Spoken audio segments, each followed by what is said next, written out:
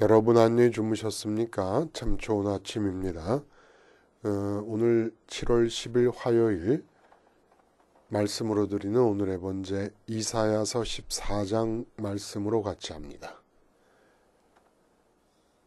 오늘 길어요. 32절까지 있는데 우리는 12절부터 15절까지만 같이 읽습니다. 아주 유명한 구절이지요. 12절부터 15절 같이 읽습니다. 너 아침의 아들 계명성이여 어찌 그리 하늘에서 떨어졌으며 너 열국을 엎은 자여 어찌 그리 땅에 찍혔는고 네가 네 마음에 이르기를 내가 하늘에 올라 하나님의 뭇별 위에 내 자리를 높이리라 내가 북극 지폐의 산 위에 앉으리라 가장 높은 구름에 올라가 지극히 높은 자와 같아지리라 하는도다. 그러나 이제 네가 스올 곧 구덩이 맨 밑에 떨어짐을 당하리로다. 네, 오늘 우리가 함께 읽은 이 말씀 중심으로 내게도 숨겨진 나의 야심이라는 제목의 하나님 말씀 증거합니다. 내게도 숨겨진 나의 야심. 오늘 우리가 읽은 이 본문에서 계명성이라는 말이 나오잖아요. 이제 새벽녘 어둠이 물러가고 해가 떠오르기 직전에 비치는 별입니다. 그러다가 해가 이제 떠오르기 시작하면서 금방 사라지지요. 이 계명성이 70인역 본 성경이나 라틴어로 번역된 성경에는 루시퍼라고 되어 있습니다. 루시퍼. 그래서 이 교부님들, 우리 그 4세기의 교부, 4세기, 5세기 교부들께서는 이 본문의 이사야서와 누가복음 10장 그 70인 제자를 보내셨다가 돌아와서 보고를 받는 상황에서 귀신을 쫓아냈다고 얘기하는 그 보고를 들으시면서 사탄이 하늘에서 떨어지는 것을 봤다라는 그 구절과 연결을 지어가지고 이 계명성이 하늘에서 땅에 떨어지는 이 이야기를 누가복음 10장 18절에 사탄이 땅에 떨어지는 것이라는 구절과 연결시켜가지고 계명성을 사탄이라고 얘기를 합니다. 루시퍼. 그러니까 루시퍼라는 이름의 천사장이 있었는데 교만해져가지고 하나님께 대항해서 하나님처럼 자기 자신을 높이다가 쫓겨나서 땅에 떨어져서 사탄이 되었다. 이렇게 이제 교부들이 누가복음 10장과 연결시키는 바람에 사탄의 기원처럼, 사탄의 존재의 기원처럼 생각을 하는, 그렇게 이해를 하는 경향이 있습니다만, 이 본문은 사탄에 대한 얘기를 하는 게 아니라 사람에 대한 얘기를 하고 있습니다. 모든 사람이 이 모습이다라는 것을 가르쳐주고 있습니다. 본문은 바벨론 멸망에 관한 예언이 계속되고 있는 가운데 1절부터 3절까지는 특이하게 삽입이 되어 있습니다. 뭐 어떤 기준이 삽입이 되어 있냐면 바벨론 포로로 잡혀갔던, 지금 이게 100년 내지 150년 뒤에 일어날 일이에요. 아니 100년 150, 예, 그렇죠. 근데 이제 포로로 잡혀가서 바벨론이 전성기 때 포로로 남왕유다가 잡혀갔다가 돌아오게 되는 상황을 예언을 합니다. 남은 자들, 그리고 남은 자들과 그들과 연합하여 함께 남은 자처럼 살 사람들에 대한 얘기가 삽입되어 있습니다. 그리고 나서는 곧바로 4절부터 23절까지 바벨론 멸망에 대해서 노래를 지어 부릅니다. 만가라 그러죠. 상여를 메고 가면서 부르는 노래. 죽음을 향하여 부르는 노래예요. 그래서 바벨론의 멸망을 향한 만가를 이사야가 지어서 쭉 진술을 합니다. 그 다음에 이제 아수르 멸망에 대한 예언이 있고 짧게, 그리고 블레셋에 대한 예언이 나와요. 이 전체 구도가 뭘 말하는 것일까? 바벨론 멸망을 얘기하면서 중간에 남은 자들을 삽입한 것은 바벨론의 영적으로 바벨론 유전자를 갖고 사는 사람과 그에 대비돼서 남은 자로 사는 사람을 비교하기 위해서, 그러니까 바벨론의 멸망을 더 뚜렷이 이해하려면 남은 자들의 생각을 머릿속에 기억하면서 바벨론의 멸망을 보는 게 좋기 때문에, 더 뚜렷하게 이해할 수 있기 때문에 남은 자를 삽입시켜 놓습니다.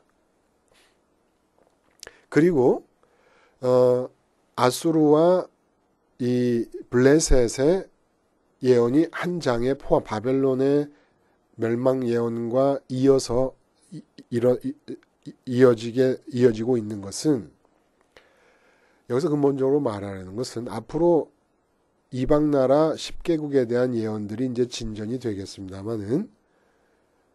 나오겠습니다만은 그 이방 나라라고 하는 게 근본적으로는 다 바벨론의 아류라는 거예요. 아류. 바벨론적 유전자를 갖고 있는 자들의 나라입니다.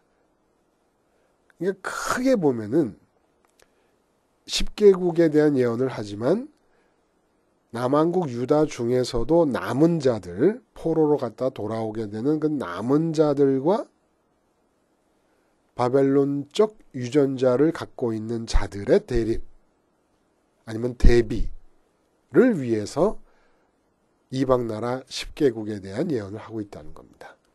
그런데 오늘 우리가 이 본문에서 주목할 일은, 그러면 남은 자와 비교되고 있는 바벨론적 유전자의 사람들은 어떤 형태로 살아가는 것일까? 라고 하는 것을 우리가 그 읽은 계명성에 관한 너 아침의 아들 계명성이여 라고 시작되는 12절에서 15절까지 그걸 밝혀주고 있다는 겁니다. 이런 특징을 갖고 있다는 거예요. 근데 그런 특징을 간단하게 요약하자면 야심과 교만이라는 겁니다. 야심과 교만. 그래서 오늘 제목이 내게 숨겨진 나의 야심. 그러니까 나 자신도 내가 그런 야심을 갖고 있다는 걸 모른다는 거예요. 그래서 이 세상에 태어난 아담의 후예로 태어나는 모든 사람은 이런 야심을 갖고 있습니다. 여러분, 하루하루 생활이 걱정이 많고 근심이 많고 좀 지치고, 그리고 하루하루 먹고 사는 것 자체가 힘겹고 무겁고, 혹시 그러십니까? 그 이유가 뭔지 아십니까? 여러분도 모르고 있는 여러분 속에 숨겨져 있는 야심 때문에 그래요. 내게도 숨겨져 있는 그 야심을 찾아내야 된다는 겁니다. 그래서 그 클라크라고 하는 선교사님이 일본의 어느 농림대학의 부총장으로 계시다가 성경을 가르쳤다는 이유로 쫓겨나면서 비행장에서 자기를 환송하러 나온 제자들에게 한 말, Boys be ambitious. 그 전후 맥락을 전혀 다 잘라내고 요 문장만 가지고 한번 생각해 보면 그 클라크라는 선교사님께서 세상적인 야망을 품으라고 보이스 비 앰비셔스라고 말하셨을 리는 없을 것 같아요. 근데 단지 이 문장만 보고 말하자면, 오늘 본문의 근거에서 사람들에게 발견되는 실제 상황을 얘기하자면 이 문장은 틀렸어요. 보이스 be라고 하는 것은 명령형을 쓰지 않았습니까? 임페라티브, 명령형을 썼는데 ambitious는 이미 be ambitious라고 말할 필요가 없을 정도로 모두가 다 are, 직설법 비동사, 복수형 비동사, 2인칭이나 복수형에 쓰이는 모든 보이즈 말고라도 꼭 60 먹고 70 먹은 노인들이라도 ambitious 하지 않은 사람이 아무도 없다는 겁니다. 도대체 그 ambitious, 야심에 차지 않은 사람이 없다. 이 야망 덩어리들이다 이런 얘기예요. 사람은 모두가 다. 이게 도대체 그 무슨 말이냐. 남은 자들과 바벨론 쪽 유전자를 가진 자들을 비교하는 거라 그랬어요. 이 두 그룹의 비교가 어떻게 가능합니까? 임마누엘이라는 단어가 생긴 상황에서부터 우리는 그 기준점을 찾을 수 있다 그랬습니다. 어떤 상황이었죠? 예루살렘을 두 적국의 동맹군이 침공해 들어오기 위해서 바로 코앞에 진을 치고 있는 상황이었습니다. 이때 이사야가 아하스 왕에게 요구한 게 하나님에 대한 신뢰였고 이 맥락에서 임마누엘이라는 말이 나온 거예요. 하나님이 우리와 함께 하신다. 하나님이 우리와 함께 하시니까 두 적군의 동맹군이 쳐들어오기 직전인 이런 일촉즉발 절체절명의 위기 상황일지라도 하나님을 신뢰한다는 것은 뭐예요? 하나님이 우리와 함께 하시기 때문에 하나님을 적군보다도 더 먼저, 더 크게, 더 중요하게 실감하라는 겁니다. 하나님이 우리와 함께 하신다면 창조주 하나님이시고 역사의 주관자 하나님이시니까 내 상황과 내 삶의 환경에 어떤 일이 일어나더라도 항상 하나님이 더 먼저 실감이 돼야 되지요. 당연히 더 크신 분이니까. 이렇게 하나님을 더 먼저 더 크게 무엇보다 더 먼저 더 크게 실감하는 게 임마누엘이라고 했어요. 근데 우리는 항상 세상을 더 먼저 더 크게 실감할 수밖에 없는 상태입니다. 그래서 하나님이 이 상황을 고려하셔서 아담의 후예인 것을 고려하셔서 성전의 번제단을 허락하신 겁니다. 세상을 먼저 실감하고 있는 나는 하나님을 먼저 실감해야 된다는 이 자명한 사실로부터 벗어난 죄적 존재니까 이제 번제단에서 죽고 다시 태어남으로써 하나님을 더 먼저 실감하자.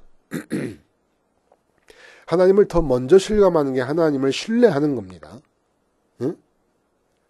돈 문제를 실감해 놓고 돈 문제를 해결해 달라고 이웃집 박씨 아저씨가 불쌍해 절할 때 나는 하나님을 찾는 게 하나님을 신뢰하는 게 아니에요. 돈 문제 자체보다 하나님을 더 먼저 신뢰해야 된다는 겁니다. 근데 항상 돈 문제를 먼저 신뢰하니까 번제단이 생겼는데 바벨론 쪽 유전자라는 건 무엇이냐? 이 번제단을 파괴시켜버린 사람들이라는 거예요. 이 말은 무엇이냐? 하나님보다 세상을 먼저 실감하는 상태에서 삶을 출발하는 자들입니다. 하나님보다 세상을 먼저 실감하고 있는 상태에 대해서 의문을 품지 않는 자들이에요. 그걸 용인하는 자들이고 묵인하는 자들이고 오히려 권장하는 자들입니다. 당연히 하나님은 보이지도 않으시는 분이고 보이는 이 세상 문제가 더 먼저 실감되는 게 당연한 얘기지. 인간으로서 자연스러운 얘기지. 그게 인간다운 것이지. 이렇게 얘기하면서 이렇게 얘기조차도 안 해. 얘기조차 할 필요도 없을 정도로 묵인해버립니다. 너무너무 당연한 것이라서. 이게 바벨론적 유전자를 갖고 있는 사람들이에요. 근데 왜 이 사람들이 야심가냐? 하나님보다 이 세상을 더 먼저 실감하게 되면 어떤 일이 벌어집니까? 보세요. 우리가 그동안 잠깐 잊어버리고 있었던 게 있어요. 뭐냐 하면은 모든 사람은 하나님이 지으실 때 하나님이 당신 자신이 들어가 계실 수 있을 정도로 그 마음 안에 하나님 크기의 공백을 지어 놓으셨습니다. 그래서 선악과를 따먹지 않고 판단을 하지 않으면, 다시 말하면 눈에 보이고 귀에 들리고 손으로 만져지고 코로 냄새 맡아지고 입으로 맛이 느껴지는 이 세상 것들 어느 것들 중에서 먼저 실감하지 않으면, 그러면 하나님께서 안으로 들어가시겠다는 겁니다. 그래서 채워주시겠다는 거예요. 그래서 사람은 태어날 때부터 하나님 크기의 공백을 갖고 태어나기 때문에 어렸을 때부터 죽을 때까지 이 마음의 공백을 채워야 된다는 압박감에 의해서 삶을 살게 됩니다. 이 압박감이 욕구로 나타나고 바람으로 나타나는 거예요. 이런 상태인데 하나님 크기로 마음이 비어있기 때문에 무엇인가를 잡아당겨서 채워야만 되는데, 이러한 압박감이 24시간 작동하는 중에 하나님보다 이 세상을 더 먼저 실감하게 되면 실감하는 그것으로 마음을 채우겠다는 생각을 갖게 됩니다. 이게 야심이라는 거예요. 하나님이 들어와야만 채워질 마음의 공백을 이 세상으로 채우려는 욕구, 이게 야심입니다. 어마어마한 야심이에요. 하나님 크기를 채울 수 있는 세상 것이 어디 있겠습니까? 그런데 이 세상 것으로 하나님 크기의 공백을 채우려 하는 이 놀라운 야심이 없는 사람이 없다는 거예요. 근데 이게 왜 숨겨진 야심이냐 하면 자기 마음이 하나님 크기로 비어 있다는 것을 모르는 겁니다. 그래서 그 공백에서 나오는 흡입력에 의해서 자기의 삶이 지금 진행되고 있고 추구하고 계획하고 생각하고 고민하고 걱정하고 있는데, 모든 인생의 활동이 그 흡입력으로부터 나오고 있는 것인데, 그 흡입력의 원천인 하나님 크기의 마음의 공백을 모르고 있으니까, 하나님으로만 채워줘야 된다는 사실을 모르고 있으니까 자기 자신에게도 숨겨진 야심이라는 거예요. 우리는 이렇게 얘기할 수 있어요. 하루하루의 삶에만 매여서 사는 사람이 있다. 미래에 대한 꿈도 비전도 없고 삶의 어떤 틀이 깨지고 향상되는 어떤 진전을 향한 아무런 바람도 없이 사는 사람이 있다. 그러니까 포기한 것 같으죠, 여러분? 포기한 게 아니에요. 더 엄밀히 현미경으로 들여다보면 그런 미래에 대한 꿈이 없이 그냥 주어져 있는 것에만 탐착해서 마음이 거기 주어져 있는 것만 붙들려서 살아도 그것으로부터 내 삶에 필요한 모든 충족감은 채워질 수 있다라고 생각하는 거니까 야심이 더 큰 거예요. 야심이 크다는 게 뭡니까? 택도 없는 야심을 부리는 거다, 이런 얘기예요. 그래서 오늘 계명성에 관한 얘기는 모든 인간들에게 적용되는 얘기라는 겁니다. 아침의 아들 계명성, 샛별 금성을 말해요. 왜 아침의 아들이라 그랬을까요? 희망을 말해요. 희망. 어둠이 물러가고 해가 뜨기 직전에 해가 뜬다는 사실을 알려주는 샛별. 어떻게 보면 좋은 거 아닙니까? 근데 그 샛별 자체를 주목하는 거예요, 이사야가. 그 기능을 주목하는 게 아니라, 샛별의 기능을 주목하는 게 아니라 샛별 자체의 운명에 주목합니다. 새벽녘이 돼서야 반짝거리기 시작하는데 해 뜨기 직전이기 때문에 바로 없어져 버리는 거예요. 우리가 하나님 크기의 공백을 이 세상 것으로 메꿔서 만족과 기쁨을 누리겠다는 바람을 가질 때, 이 야심의 성격이 뭐냐 하면 이렇게 싹에서부터 자라지도 못하고 죽어버릴 수밖에 없는 운명을 갖고 태어난 거라는 겁니다. 그것이 설사 이루어진다고 해도 언젠가 말씀드렸어요. 돈 10억을 벌어야지 해서 진짜 5년 만에 10억을 벌었어요. 그럼 만족해요. 근데 왜 한 달쯤 지나면 또 20억이 생각이 날까요? 20억을 벌었어요. 5년 뒤에. 근데 또 한 달쯤 지나면 30억이 생각이 나요. 왜 그럴까요? 10억을 생각하면, 아니면 뭐 우리 아이가 서울대를 들어가면 좋겠다.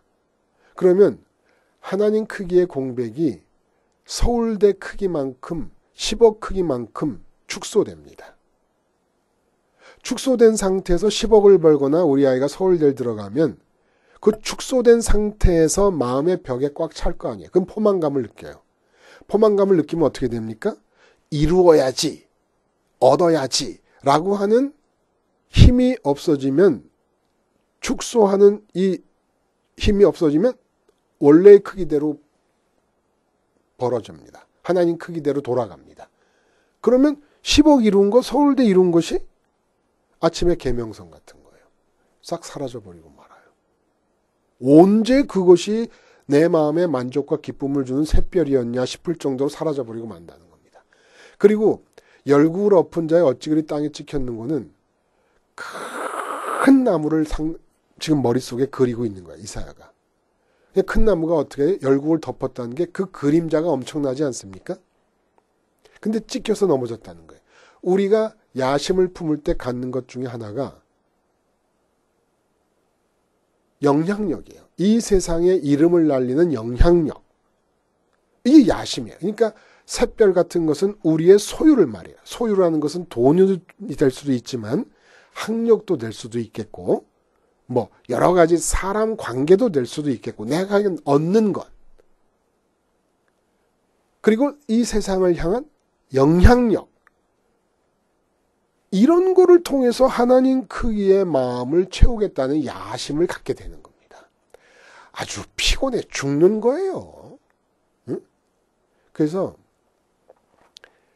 이 야심을 갖게 되면 하나님 크기의 공백이라는 걸 모르고 하나님만으로 채워질 수밖에 없다는 걸 모르고 세상을 먼저 실감을 딱 해버리고 그리고 이제 야심이 야망이 새 꿈꾸는 순간이 됩니다. 세상을 실감하자마자 아 이게 진짜야. 실감이라는 게 내가 진짜로 느낀다는 거 아니겠습니까? 아 이게 진짜야. 그러면 이것으로 만족을 얻어야지라는 게 얼마나 야무진 야심인지 모르는데 이 야심이 나를 어떻게 만드느냐? 평생을 갈증에 허덕이게 만듭니다. 이 야심 때문에.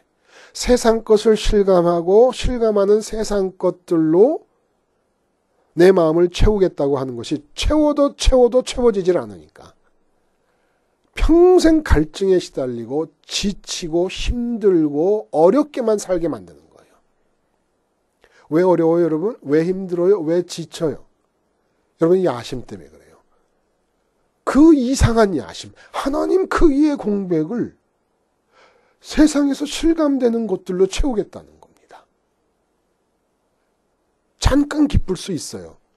수축된 하나님 크기의 내 마음이 다시 이완되기 직전까지 마치 샛별이 햇빛이 뜨기 직전에 잠깐 반짝이는 것과 마찬가지로 잠깐 기쁠 수 있어요. 그러나 이내에 본래의 크기대로 돌아가면 수축력이 사라져서 만족이라는 건 수축력이 사라진다는 거예요. 수축력이라는 건 내가 이뤄야지 라고 마음을 붙잡고 있는 상태예요.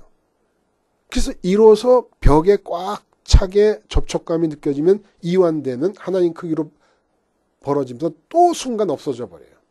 그럼 도대체 오늘 하늘에 올라 하나님의 뭇별이에 내 자리를 높이리라. 북극지폐 산 위에 앉으리라.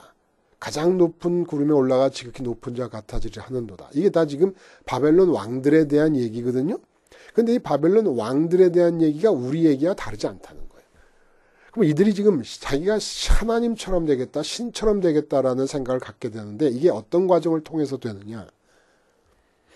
왕이면 여러분, 이 세상에서 사람들이 실감하면서 좋다고 실감하는 것들, 그걸로 이제 마음을 채우게 되니까 나쁘다고 실감하는 것들은 피해야 만족한 거고 좋다고 실감한 것들은 가져야 만족한 건데 좋다고 실감하는 모든 것들이 그 나라 안에서 그 나라가 부자든 나라 자체가 가난하든 하여간 왕에게는 다 쏠려 있는 거 아닙니까?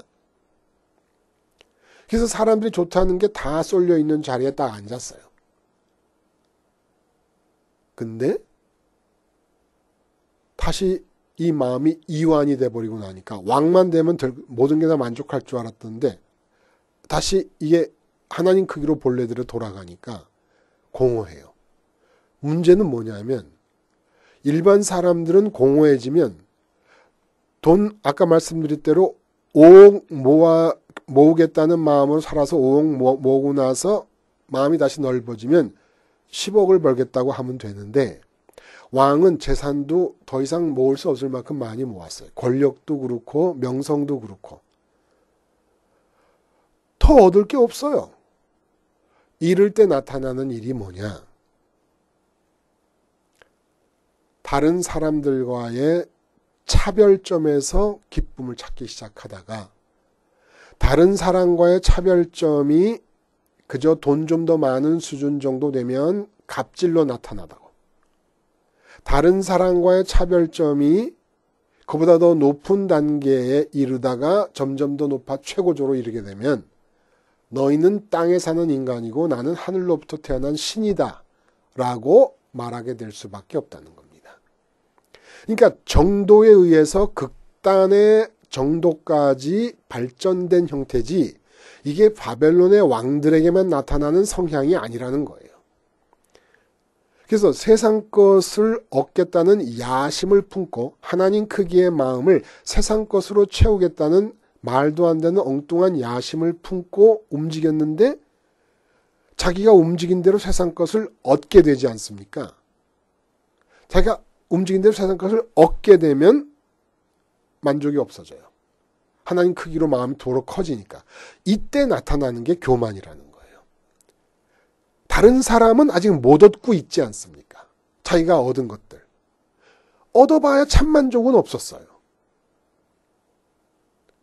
근데 다른 사람들은 나처럼 만족도 얻지도 못할 거지만은 그것도 못 얻고 있고 그걸 얻고 싶어 발버둥 치고 있단 말입니다. 그러니까 여기서 내가 너보다 낫다라고 하는 차이점으로 만족을 찾으려고 그래요. 그 차이점으로 만족을 찾으려면 어떻게 됩니까? 나는 점점 더 특별한 사람이 돼야 되고 그것을 얻지 못한 사람은 점점 더 낮은 사람으로 머물러 있어야 됩니다. 거기서 갑질이 나타나는 거예요. 거기서 자기를 신격화하는 왕들이 나타나고 독재 정권이 나타나게 되는 겁니다. 이게 바로 야심, 나도 모르는 나의 야심이 만들어내는 불행한 결과들이라는 거예요. 근데 오늘 본문에 뭐라 그러냐면 15절에 그러나 이제 네가 수월 곧 구덩이 맨 밑에 떨어짐을 당하리로다. 지옥에 들어가서도 맨 밑바닥으로 떨어진다는 겁니다. 자기를 이 세상 것을 원하는 만큼 이루었다 만족하지 않으니까 더 큰 걸 이루었다 만족하지 않으니까 더 큰 걸 이루고 그러다가 이제는 다른 사람보다 내가 낫다는 교만이 생겨서 점점 더 올라가면 세상에서 잘 나가고 성공하고 위너, 소위 위너라고 하는 사람이 돼서 거기서 만족을 찾으려고 하는 야심을 끝없이 이어가다 보면 세상에서 이룬 것만큼 그 높이만큼 더 깊이 지옥으로 떨어진다는 겁니다. 세상에 이룬 게 없으면 이 논리대로라면 세상에 이룬 게 아무것도 없어. 세상에 이룬 게 아무것도 없으면 지옥에 떨어져도 깊이 떨어지지 않는다는 얘기가 되겠죠. 세상에 이룬 게 없는 게 아니라 세상에서 마이너스가 돼버렸어요. 세상에서 마음을 채우려는 야심을 갖지 못하고 나사로라는 이름이 뭐라고요? 하나님만이 나의 도움이시다. 지금 마음을 채워야 되는 급박한 압박감에 시달리고 있는 상태에서 하나님만이 도움이라는 게 무슨 뜻입니까? 하나님만이 급박하게 채워야 되는 압박감에 시달리고 있는 내 마음에 채움이 되실 수 있다는 뜻 아니겠습니까? 그게 나사로가 천국 간 거예요. 이 세상에서 아무것도 없이 개가 와서 헌대를 핥고 부자가 상 닦고 손 씻고 손 닦고 버린 빵 조각, 휴지 대신에 빵으로 손을 닦았어요. 그렇게 손 닦고 버린 빵으로 연명하던 나사로가 천국 가고, 부자가, 나사로와 다르게 살던 부자가, 또 세리와 다르다고 하나님 앞에서 호언장담하며 자부심과 긍지를 느꼈던 바리새인이 더 깊이 지옥에 떨어지게 된다는 겁니다. 야심, 요거 숨겨져 있어요. 하여간 돈 때문에 걱정이든 자식 때문에 걱정이든 건강 때문에 걱정이든 사업 때문에 걱정이든 무엇이든지 간에 걱정과 염려 때문에 여러분 마음이 무거워진다. 그러면 언제인지 모르게 여러분이 하나님보다 세상을 먼저 실감했고, 그리고 실감하는 세상 그 문제로 마음을 채워야 되겠다는 아주 야무진 야심가가 되어 있었기 때문입니다. 그 야심이 여러분을 끝없이 지치게 만드는 거예요. 끝없이. 이루어져도 만족이 없고 이루어지면 이루어질수록 교만해집니다. 갑질의 아주 그냥 갑질의 인카네이션, 예? 갑질이 성육화된 상태의 사람이 돼버리는 거예요. 그러다 못해서 자기를 신격화하기 시작하는 거고, 나는 이거 신이다, 나는 이 상태로 나가는 게 모두 다 그래요. 세상 것을 원하는 대로 다 이루면. 근데 하나님께서 사랑이시기 때문에 안 이루어지게 하세요. 안 이루어지면 알아들어야지. 예? 알아들어야 되지 않아요? 아, 내가 지금 실감을 세상 것으로 하는 것 자체가 문제다. 하나님을 실감하자. 그리고 실감하는 하나님으로 채우자. 십자가를 붙잡아야 되는데, 십자가를 생활화해야 되는데, 언제쯤 십자가를 생활화하는지 두고 볼 일입니다. 십자가 생활화를 통해서 세상을 먼저 실감하고 세상에 대해 야심가가 되는 순간을 싹부터 잘라내지 않는 한 지치고 힘든 삶은 끝나지 않을 것입니다. 기도하시겠습니다. 하나님 크기의 마음 공백을 실감한 세상으로 채우겠다는 참으로 야무진 야심가가 됨을 통하여 지치고 힘들고 기쁨 없는 삶을 살아왔으니 이것으로 족하고 이제는 주님 십자가 붙잡고 생활화함으로써 하나님으로 채워지고 이 세상은 하나님의 바람과 하나님의 꿈이 이루어지는 현장이 되게 해 주시옵소서. 예수님의 이름으로 기도드리옵나이다. 아멘.